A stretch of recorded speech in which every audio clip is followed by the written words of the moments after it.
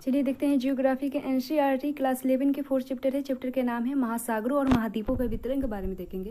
तो पिछले अध्याय में आपने भूगर्भ के विषय में पढ़ा और आप संसार के मानचित्र से भी परिचित हैं।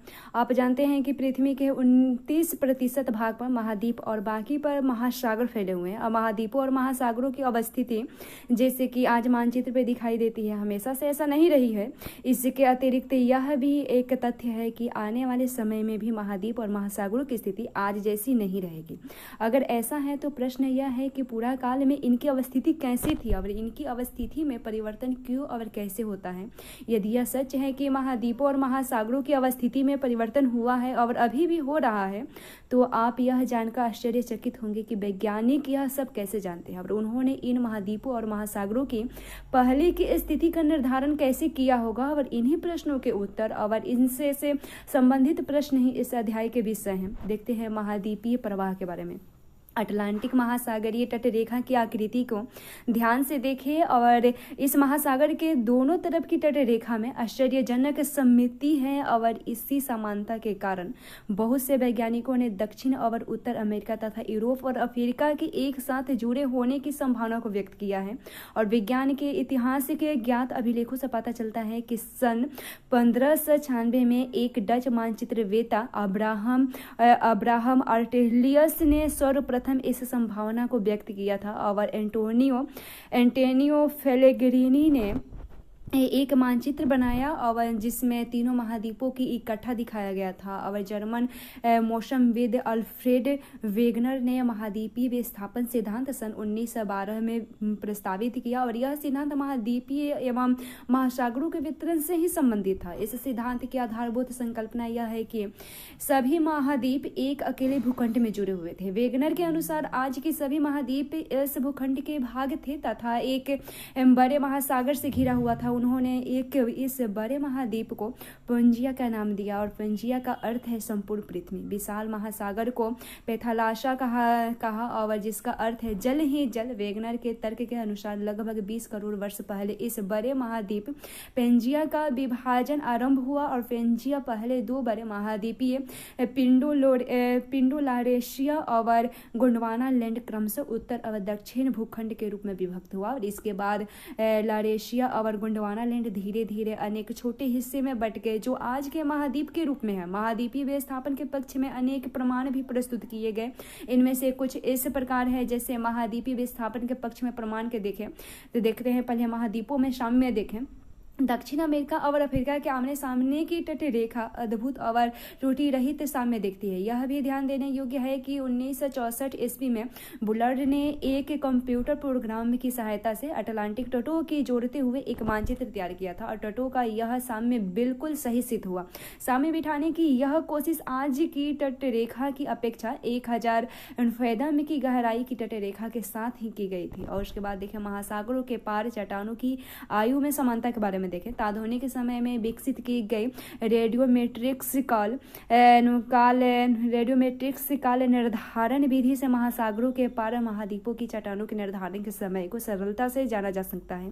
और 200 करोड़ वर्ष प्राचीन शैल समूह की एक पट्टी ब्राजील तट और पश्चिमी अफ्रीका के तट पर मिलती है जो आपस में मेल खाती है। दक्षिण अमेरिका और अफ्रीका की तट रेखा के साथ पाए जाने वाले आरंभिक समुद्री निक्षेप जुरेसिक काल के हैं और इससे यह पता चलता है कि इस समय से पहले महासागर की उपस्थिति वहां नहीं थी। उसके बाद देखिए टिलाइट के बारे में। टिलाइट वे अवसादी चट्टानें हैं जो हिमानी निक्षेपण से निर्मित होती है और भारत में पाए जाने वाले गोंडवाना श्रेणी के तटछटों के प्रति रूप दक्षिण गोलार्ध के 6 विभिन्न स्थल खंडों में मिलते हैं। गोंडवाना श्रेणी के आधार पर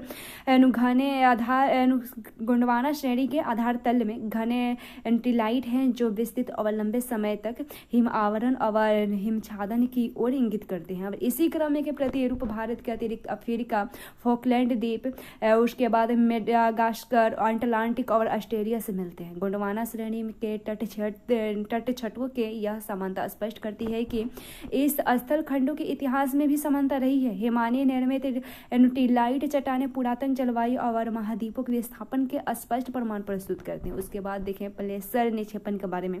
घाना तट पर सोने के बड़े निक्षेप की उपस्थिति और उद्गम चट्टानों की अनुपस्थिति एक आश्चर्यजनक तथ्य है। और उसके बाद सोना युक्त सिराय ब्राजील में पाई जाती है। अतः यह स्पष्ट है कि घाना में मिलने वाले सोने के निक्षेप ब्राजील पठार से उस समय निकले होंगे जब ये दोनों महाद्वीप एक दूसरे से जुड़े थे। और उसके बाद जीवाश्मों का वितरण के बारे में देखें। यदि समुद्री अवरोधों के दोनों विपरीत किनारों पर जल और स्थल में पाए जाने वाले पौधे और जंतुओं की समान प्रजातियां पाई जाती है तो उनके वितरण की व्याख्या में समस्याएं उत्पन्न होती है। इस परीक्षण से कि लेमूर भारत, मेडागास्कर और अफ्रीका में मिलते हैं। कुछ वैज्ञानिकों ने इन तीनों स्थलखंडों को जोड़कर एक सतत स्थलखंड लेमोरिया की उपस्थिति को स्वीकारा है। और उसके बाद मेसोसारस नाम के छोटे रेंगने वाले जीव केवल उथले खारे पानी में ही रह सकते हैं। इनकी अस्थियां केवल दक्षिण अफ्रीका के दक्षिण कैप प्रांत और ब्राजील के इरावर शैल समूह में ही मिलते हैं। ये दोनों स्थान आज एक दूसरे से 48 किलोमीटर की दूरी पर है। और उसके बाद इनके बीच में एक महासागर विद्यमान है। देखते हैं प्रवाह संबंधी बल के बारे में। विज्ञान के अनुसार महाद्वीपीय विस्थापन के दो कारण थे। पहला है पोलर या ध्रुवीय फील्डिंग बल और दूसरा है ज्वारीय बल है। और उसके बाद ध्रुवीय फ्लिंग बल पृथ्वी के घूर्णन से संबंधित है। आज जानते हैं कि पृथ्वी की आकृति एक संपूर्ण गोले जैसे नहीं है, वरन यह भूमध्य रेखा पर उभरी हुई है और यह उभार पृथ्वी के घूर्णन के कारण है। दूसरा बल जो वेगनर महोदय ने सुझाया यह वह ज्वारीय बल है जो सूर्य और चंद्रमा के आकर्षण से संबंध है और जिससे महासागरों में ज्वार पैदा होते हैं। वेगनर का मानना है कि करोड़ों वर्षों के दौरान ये बल प्रभावशाली होकर विस्थापन के लिए सक्षम हो गए। यद्यपि बहुत से वैज्ञानिक इन दोनों ही बलों को महाद्वीपीय विस्थापन के लिए सर्वथा अपर्याप्त समझते हैं। संवहन धारा सिद्धांत के बारे में देखें। 1930 के दशक के आर्थर होम्स ने मेंटल भाग में संवहन धाराओं के प्रवाह की संभावना व्यक्त की। ये धाराएं रेडियो एक्टिव तत्वों से उत्पन्न ताप भिन्नता से मेंटल भाग में उत्पन्न होती है। और होम्स ने तर्क दिया कि पूरे मेंटल भाग में इस प्रकार की धाराओं का तंत्र विद्यमान है और यह उन प्रवाह तंत्रों की व्याख्या प्रस्तुत करने का प्रयास था जिसके आधार पर समकालीन वैज्ञानिकों ने महाद्वीपीय विस्थापन सिद्धांत को नकार दिया।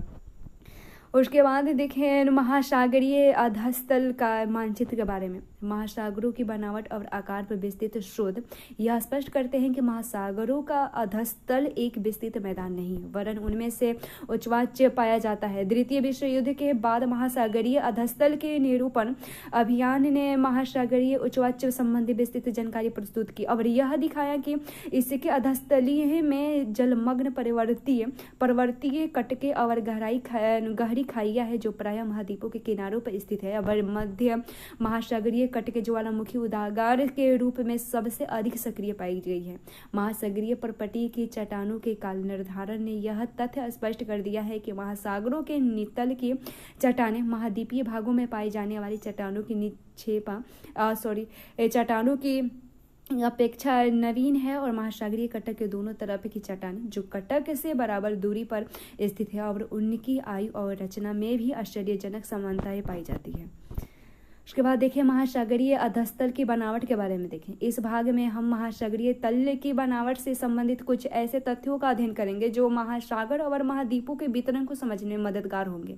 महासागरीय तल की आकृति अध्याय 13 में विस्तार से वर्णित की गई है और गहराई और उच्चाई के प्रकार के आधार पर महासागरीय तल को 3 प्रमुख भागों में विभाजित किया जा सकता है। ये भाग है महाद्वीपीय सीमा और दूसरा है गहरे समुद्री बेसिन और तीसरा है मध्य महासागरीय कटक है। देखते हैं पहला महाद्वीपीय सीमा के बारे में देखें। ये महाद्वीपीय किनारे और गहरे समुद्री बेसिन के बीच का भाग है और इसमें महाद्वीपीय मग्न तट, महाद्वीपीय ढाल, महाद्वीपीय उभार और गहरी महाद्वीपीय महासागरीय खाइयां आदि शामिल है। और महासागरों और महाद्वीपों के वितरण को समझने के लिए गहरी महासागरीय खाइयों के क्षेत्र विशेष महत्वपूर्ण और रोचक है। उसके बाद इसमें इसके बाद इसमें देखते हैं वितलीय मैदान के बारे में। ये विस्तृत मैदान महाद्वीपीय तटों और मध्य महासागरीय कटकों के बीच पाए जाते हैं। वितलीय मैदान और वह क्षेत्र है जहां महाद्वीपों से बहाकर लाए गए अवसाद इनके तटों से दूर निक्षेपित होते हैं।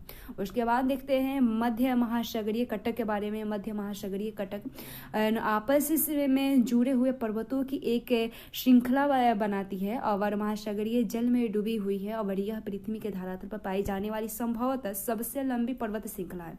इन कटकों के मध्यवर्ती शिखर पर एक रिफ्ट, एक प्रभाजक पठार और इनकी लंबाई के साथ साथ पार्श्वमंडल इसकी विशेषता है और मध्यवर्तीय भाग में उपस्थित द्रोणी वास्तव में सक्रिय ज्वालामुखी क्षेत्र है। पिछले अध्याय में मध्य महासागरीय ज्वालामुखी के रूप में ऐसे ज्वालामुखियों की जानकारी दी गई है। उसके बाद देखिए भूकंप और ज्वालामुखियों का वितरण के बारे में। भूकंपीय गतिविधि और ज्वालामुखी वितरण का दिए गए मानचित्र 4.5 के और में अध्ययन किए गए हैं और आप अटलांटिक महासागर के मध्यवर्तीय भाग में तट रेखा के लगभग समानांतर एक बिंदु रेखा देखिए मानचित्र में भी देख सकते हैं और यह आगे हिंद महासागर तक जाती है और भारतीय उपमहाद्वीप के थोड़ा दक्षिण में यह दो भागों में भी बट जाती है और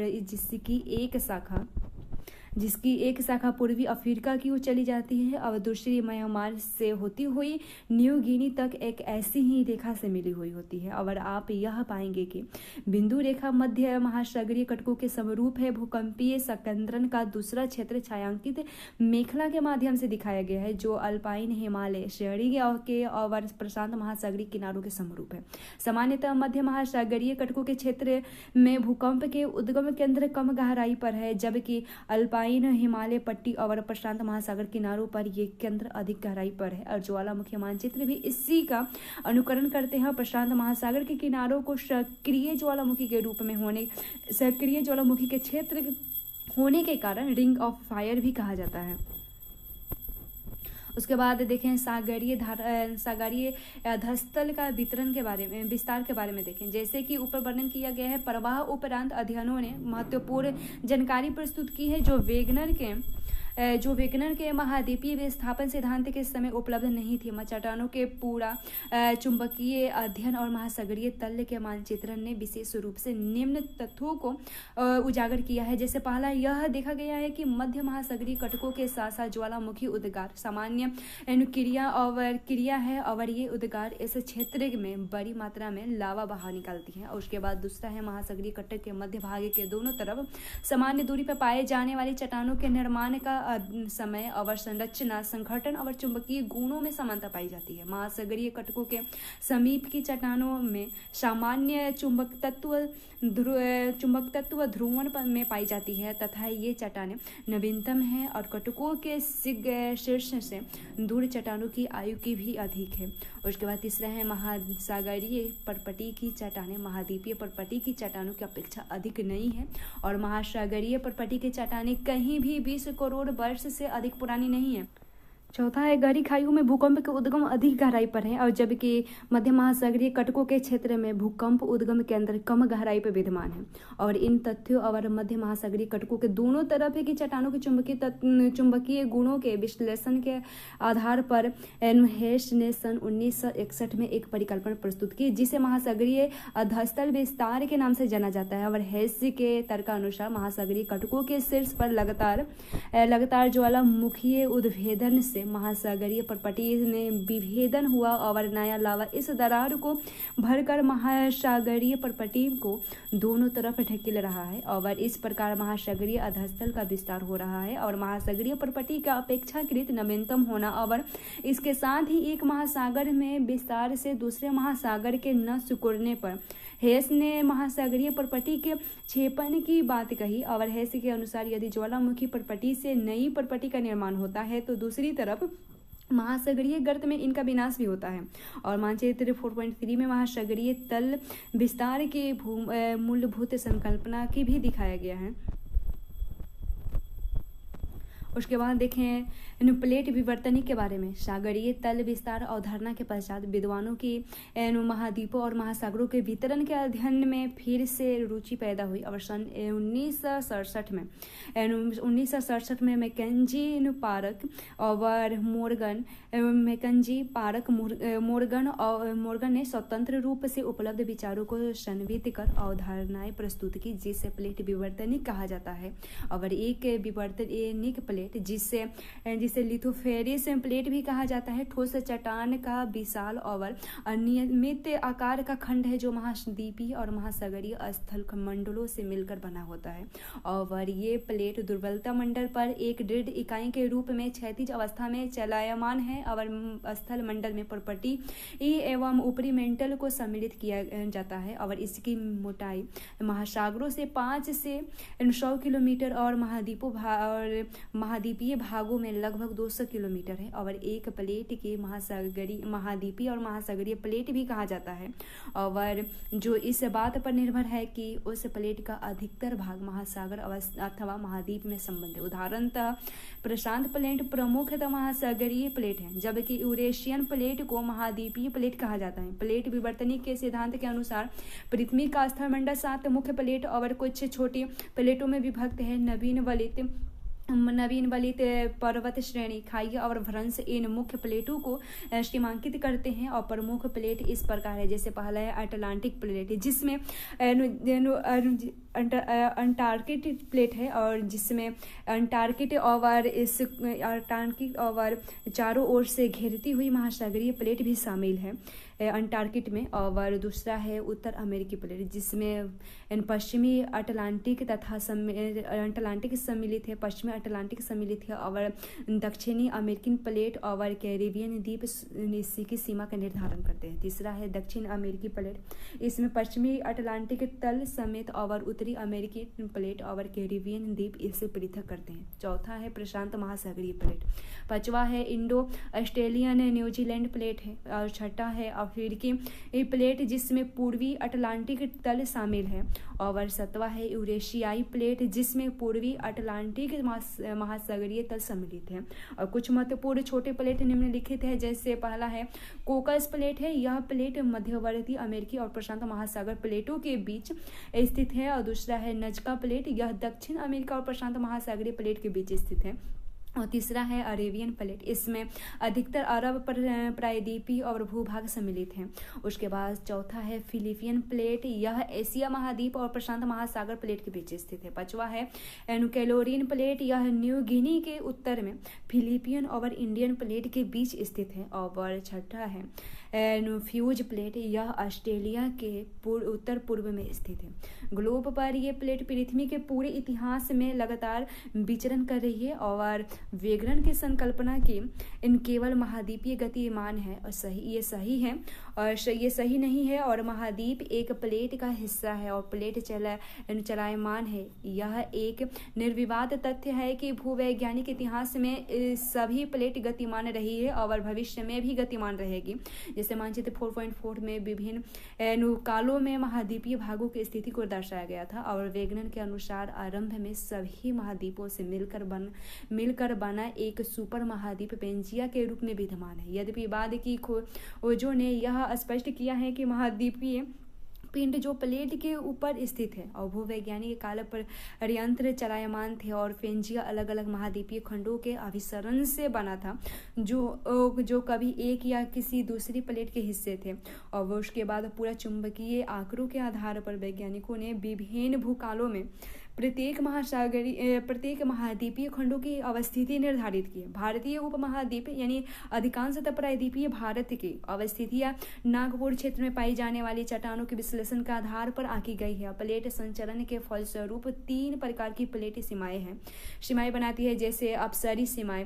तो अपसरी सीमाएं में जो 2 प्लेट एक दूसरे से विपरीत दिशा में अलग हटती हुई है और नई परपटी का निर्माण करती है, इन्हें अपसरी प्लेट कहते हैं। और वह स्थान जहां से प्लेट एक दूसरे से दूर हटती है उन्हें प्रसारी स्थान भी कहा जाता है। और अपसारी सीमा का सबसे अच्छा उदाहरण मध्य मध्य अटलांटिक कटक है, यहाँ से अमेरिकी प्लेट यानी उत्तर अमेरिकी और दक्षिण अमेरिकी प्लेट तथा यूरेशिया और अफ्रीका प्लेट अलग हो रही है। उसके बाद दूसरा है अभिसरण सीमा।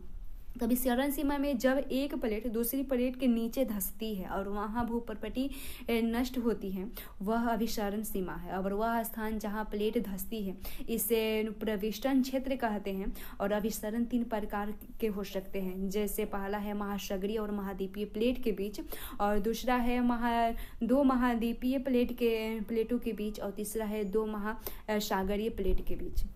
उसके बाद रूपांतरण सीमा है।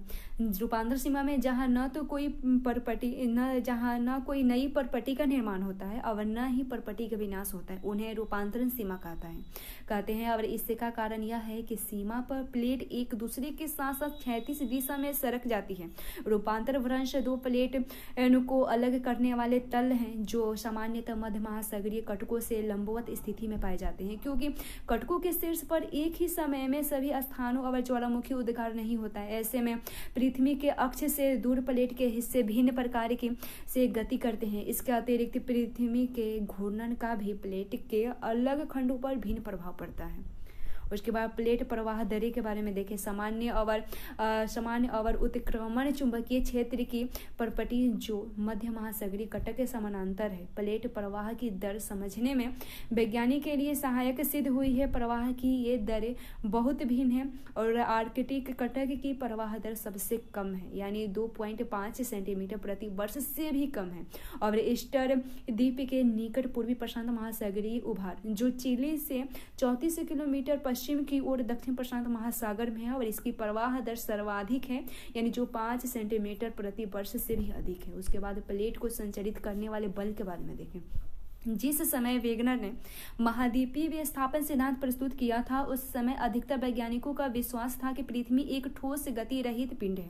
यद्यपि महासागरीय अधस्तल विस्तार और प्लेट विवर्तनिक दोनों सिद्धांत ने इस बात पर बल दिया कि पृथ्वी का धरातल और भूगर्भ दोनों ही स्थिर न होकर गतिमान है, प्लेट विचरण करती है। और यह आज एक अर्काट तथ्य है। और ऐसा माना जाता है कि दृढ़ प्लेट के नीचे चलायमान चट्टान वृत्ताकार रूप में चल रही है और उष्ण पदार्थ धरातल पर पहुंचती है, जो फैला है और धीरे धीरे ठंडा होता है, फिर गहराई में जाकर नष्ट हो जाता है। यही चक्र बारंबार दोहराया जाता है और वैज्ञानिकों ने इसे संवहन प्रवाह कहते हैं। और पृथ्वी के भीतर ताप उत्पत्ति के दो माध्यम हैं जो रेडियोधर्मी तथ्यों का क्षय और अवशिष्ट ताप है। और आर्थर होम्स ने सन 1930 में इस विचार को प्रतिपादित किया, जिसके बाद में हैरी हेस की सागरीय तल विस्तार अवधारणा को प्रभावित किया। और दृढ़ प्लेटों के नीचे दुर्बल और उष्ण मेटल के हैं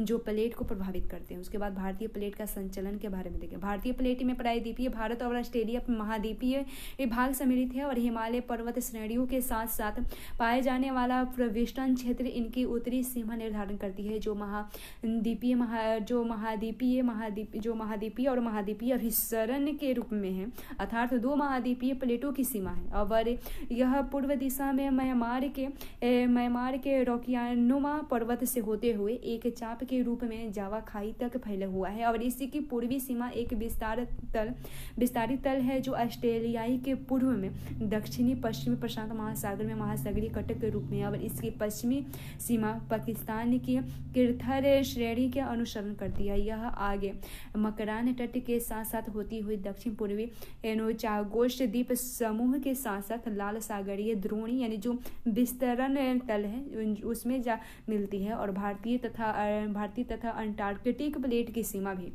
महासागरीय कटक से निर्धारित होती है, यानी जो एक अपसारी सीमा है। और यह लगभग पूर्वी पश्चिम दिशा में होती है और होती हुई न्यूजीलैंड के दक्षिण में विस्तारित तल में मिल जाती है।